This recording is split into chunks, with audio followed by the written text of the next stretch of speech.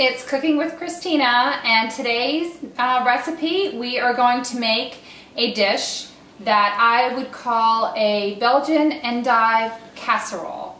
It doesn't actually have a name, so maybe you guys, my fans, could come up with a name. I want to give a quick shout out to my good friend on the West Coast, and I want to show everybody what an endive looks like, because if I didn't have a mom who was from Belgium, I wouldn't know what they were.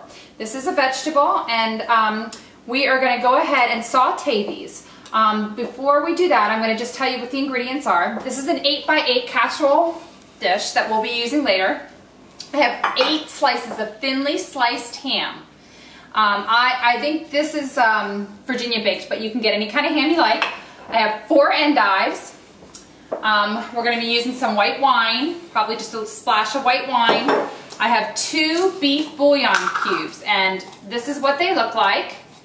This is the container, but these are what they look like, just 2 cubes. I have some half and half, and this is about a cup, but we'll work on that later. That's for the sauce. And this is flour, and that's about a cup as well.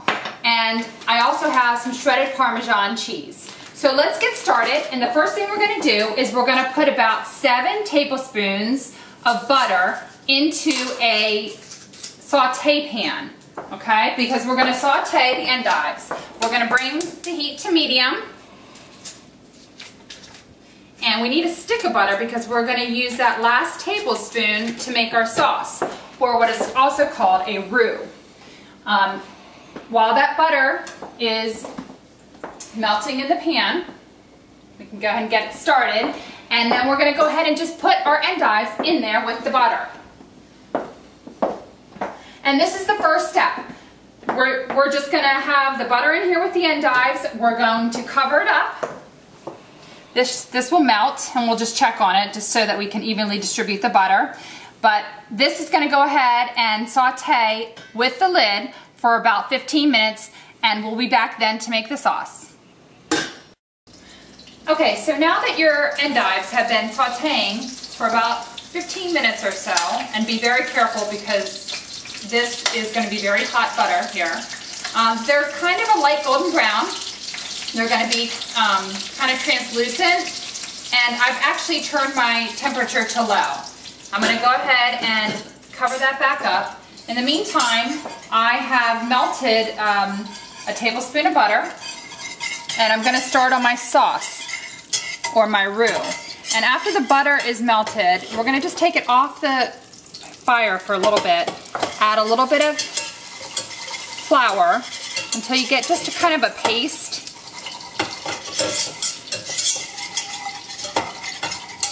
Okay, see that in there, how it's very pasty right now. Now I'm going to start adding some milk. This is the half and half. I'm going to go ahead and start adding that. Try to do it without making a mess like I just did. I'm going to bring it back to the stove.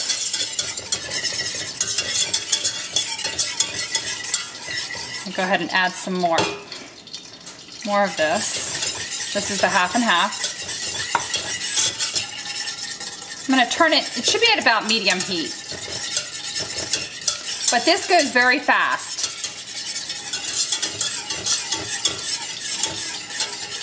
And I'm going to go ahead and add the rest of my milk. And actually I'm going to add more of the half and half. So probably about 1.25 cups is what you're going to end up with. Just want to have enough sauce to cover all your endives.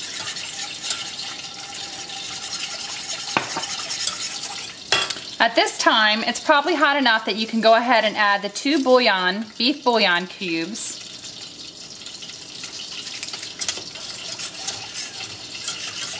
And it's still fairly thin. Once those bouillon cubes kind of melt in, then we're going to go ahead and add some more flour just to thicken things up. But let that get hot. In the meantime, let's go ahead and preheat our oven to 375.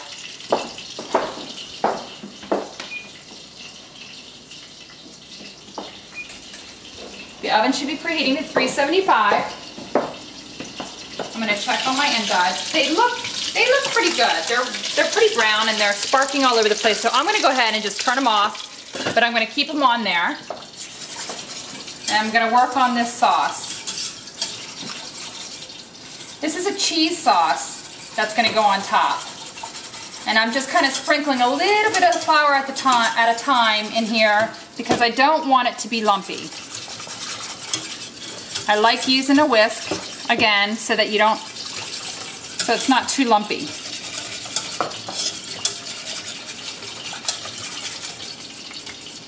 So we said it was a 1 1/4 cup of half and half, 2 bouillon cubes, a tablespoon of butter to start,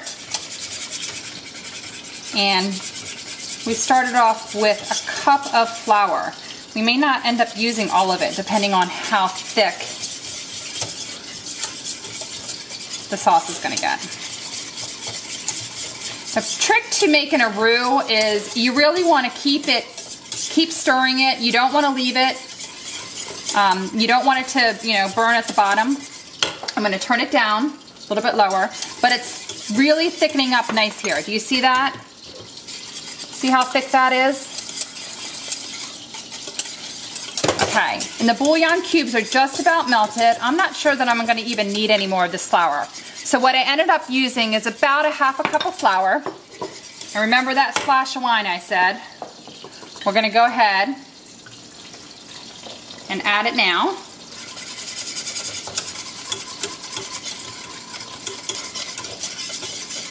That's going to thin it out just a little bit. So if we're talking measurements, I would say maybe a 1/3 cup of the white wine. And you can use cooking wine if you like, but I just like using what I have in the house. Those bouillon cubes are just about melted, and then we can go ahead and the next step, we'll start assembling. So we'll see you then. Okay, so now that the endives have cooked thoroughly through, you're going to go ahead and cut them in half. They're very hot. I've transferred them to a cutting board, and just go ahead and cut them in half. Let's see, it works better this way. Or you can use a fork.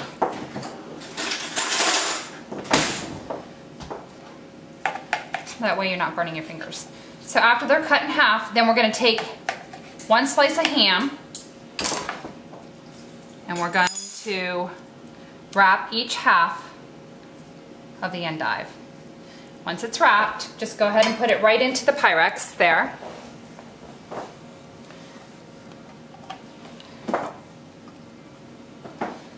You do this for all of them. Okay, we've got 3 left here. We're going to go ahead and finish wrapping them. And then after that, we're going to go ahead and pour the sauce right over top.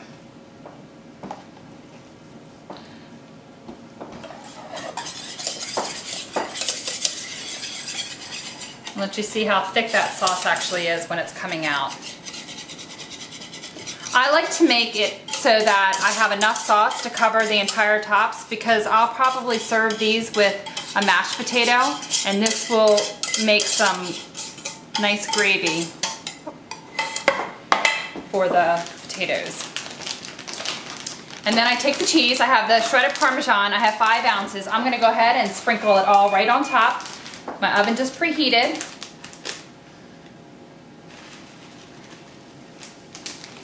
And now I'm going to go ahead and stick it right inside the oven, and it's going to cook for about 35 minutes.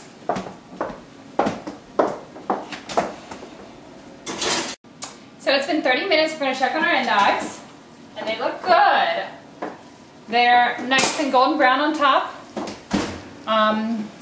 They smell delicious. This is a